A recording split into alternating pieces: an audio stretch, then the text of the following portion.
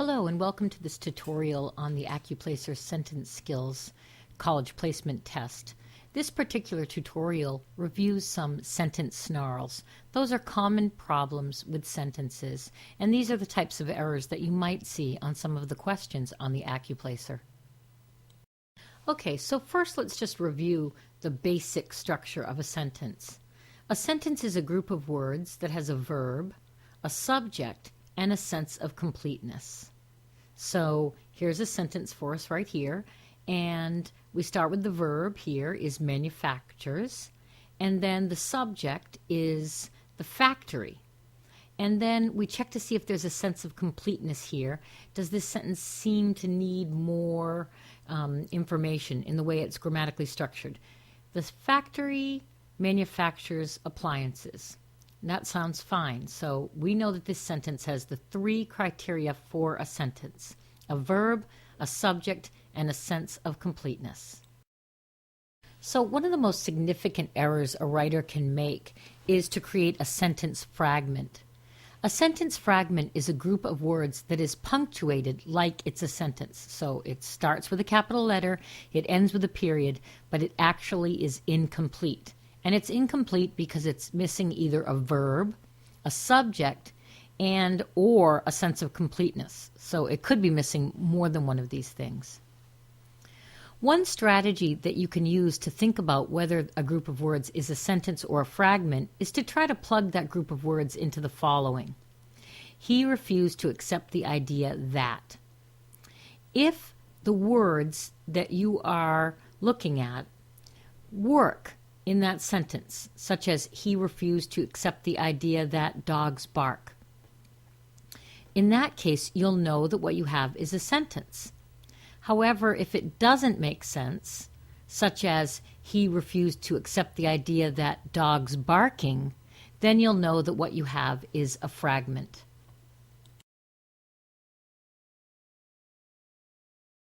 There are actually several strategies that you can use to fix a sentence fragment. The first is to add whatever is missing, such as the subject or the verb. So here's a fragment: children dancing joyously. This is one of those ing verbs, and it needs a helping verb, which isn't there. So essentially, there's no working verb in this sentence. We can fix this simply by adding that helping verb were in. The children were dancing joyously. And then we have a complete sentence. Another option for fixing a fragment sometimes is removing a dependent word. Sometimes the group of words that you have has the verb and the subject, but there's a dependent word that makes it sound as though more information is coming in the sentence, and that information isn't there. So here is an example of a fragment. While the children danced joyously. So it sounds like, yeah, what else happens? But that information isn't in the sentence. So a simple way to fix this kind of fragment is just to take that word while out. It's fine to say the children danced joyously. Finally, another way to repair a sentence fragment is simply to connect it to a sentence that comes before or after it. So here's an example of a passage of words that has a couple of fragments. The party began with a small performance of children dancing joyously and singing to their grandmother, while adults were busily serving delicious food. We have two fragments in this passage. Dancing joyously and singing to their grandmother is one. There's no active verb in that sentence. And second, while adults were busily serving delicious food, there's a dependent word at the beginning, which is causing that passage to be a fragment. The way to fix this passage is simply to blend it together into one sentence. The party began with a small performance of children dancing joyously and singing to their grandmother, while adults were busily serving delicious food. Even though that's a long sentence, it's a perfectly fine sentence, and that's a good way to eliminate fragments.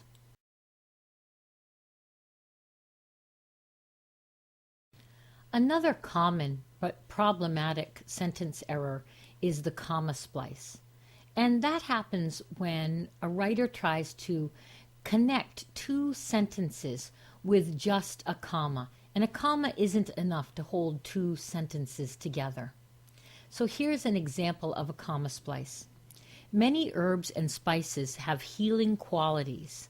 They are used in the creation of many drugs and topical treatments. There's a comma after qualities, but again, that's a comma splice. It's splicing two sentences together with just a comma. The first way you can repair this error is, especially you'd use this if you like the way the sentence sounds, is simply to replace the comma with a semicolon. So your resulting sentence would be, many herbs and spices have healing qualities, semicolon. They are used in the creation of many drugs and topical treatments.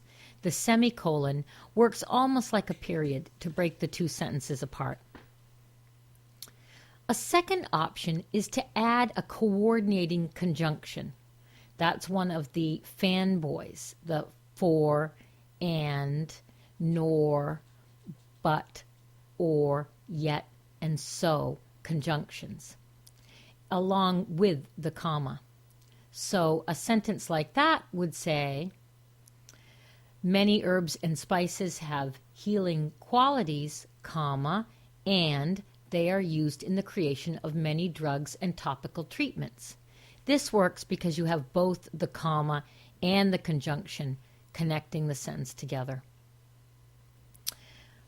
The third option would be to actually make one of the sentences dependent, to turn it from an independent clause to a dependent clause. So we could add the word because to the first part of this sentence, and it would be fine to leave it just the way it is. Because many herbs and spices have healing qualities, comma, they are used in the creation of many drugs and topical treatments. And the final solution is simply to break the two sentences apart and leave each one as a sentence on its own. Many herbs and spices have healing qualities, period. They are used in the creation of many drugs and topical treatments, period. Run-on sentences are very similar to comma splices, but in the case of a run-on, there is no conjunction or punctuation, no break at all between the two sentences, and this is considered a very serious sentence error. So here's an example.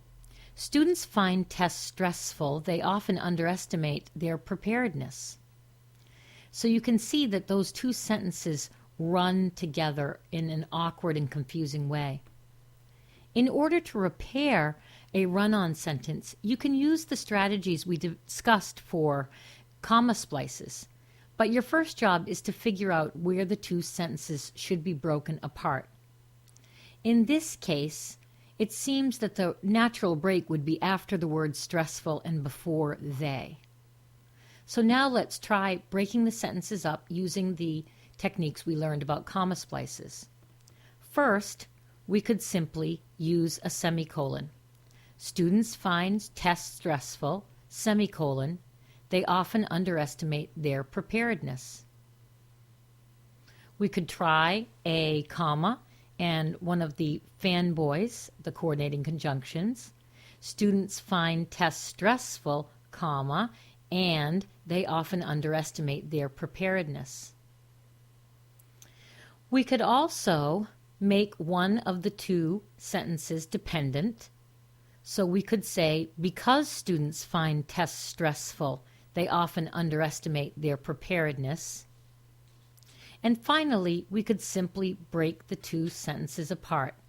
Students find tests stressful, period. They often underestimate their preparedness, period.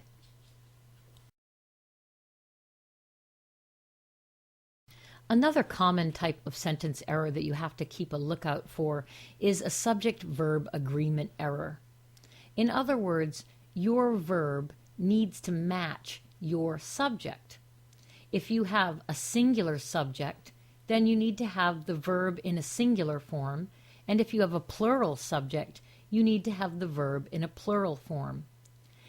The main time that this gets mixed up is when the subject comes before a prepositional phrase, or something else comes between the subject and the verb, and you get confused about what you're matching your verb to. Here's an example. The group of students study hard.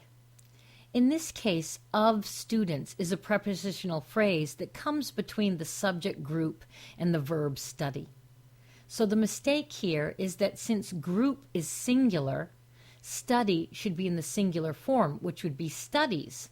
He or she studies, the group studies. When you want to repair these kind of errors, you have a couple of choices. One is to just be very careful and make sure that you've identified the actual subject and that the verb and the subject are in the same form. Sometimes you can just eliminate what comes between the verb and the subject, or such as in the case of the group of students study hard. You could rewrite that to say either the students study hard or the group studies hard. Another error that is like the subject-verb agreement error is the subject-pronoun agreement error. The rule is that a pronoun should match the noun it refers to in number, in other words, whether it's singular or plural, and in gender, whether it's male or female. We see this error most commonly when we're trying to avoid using a gender. So a common example of this error would be this sentence. A student should bring their book to class. Now, we say this because we might not know if the student is a male or a female, and we don't want to say all students are males or all students are females. So, and we hear this kind of sentence structure very commonly in spoken usage. However, in writing, we still need to make a distinction. There is plural. It refers to more than one, and student is singular. The way to repair this error, and probably most of the time you can repair this error simply by making that noun plural. Students should bring their books to class. In that way, we don't know whether it's a male or a female that's being referred to, so by making it plural, it wouldn't matter. If you want to leave the singular form, the other correct way to state this is a student should bring his or her book to class. That's because student is singular, his is singular, or her is singular. Whichever way that you decide to solve this problem, just be sure that the pronoun refers to a noun, and it's whether you've made a decision about whether they're both going to be singular or both going to be plural. Something else that must agree or match in a sentence is the verb tense. When you have a verb, whenever possible, all the verbs in the sentence should be the same tense. So here's an example of a verb tense shift. That means a change, an unnecessary change in verb tense. The senator died in 1990 and leaves a large bequest to his alma mater. What's wrong here is that died is in the past tense and leaves is in the present tense. And we want these two verbs to be in the same tense. Since the senator is gone, it probably makes sense to use the past tense in this sentence and simply say the senator died in 1990 and left a large bequest to his alma mater.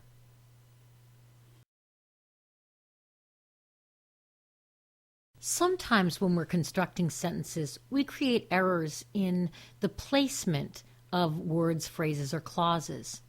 Remember that when we're describing something, either a verb or a noun, we need all of the things that describe it to be placed near it so that we can avoid confusion. Here's an example. Hanging on a hook in the cabin, the guide found the binoculars. This is sort of a funny kind of an error because it sounds as though the guide was hanging on a hook in the cabin when she found the binoculars. But this error should be cleared up simply by moving the information about where the binoculars were closer to the binoculars. So the correct structure or order in this sentence would be, the guide found the binoculars hanging on a hook in the cabin. As a rule, keep all of your words, phrases, and clauses that are describing something near the thing they're describing. And the last error I'll cover in this tutorial is related to the error on the slide before. This is called a dangling modifier. A dangling modifier is when there is a word, phrase, or clause that's modifying something that isn't actually in the sentence. Here's an example. After working in the field all day, the coffee smelled great. Well, the problem here is that after working in the field all day, the coffee wasn't out working in the field all day. I might be the one who is working in the field all day. So the thing that's being described, working in the field all day, me, actually isn't in the sentence.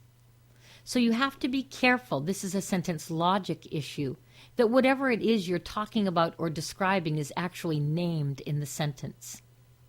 Here's a restructuring of that sentence that fixes this error. After I worked in the field all day, the coffee smelled great to me. So here I've created actually a dependent clause that spells out the whole idea. After I worked in the field all day. And then I know that it is not the coffee that's being described as working all day. You can further prepare for the Accuplacer Sentence Skills test by reviewing the Accuplacer Sentence Skills Test Tutorials Part 1 and 2. For a more comprehensive review of sentence structure, you can view the Sentence Basics tutorial.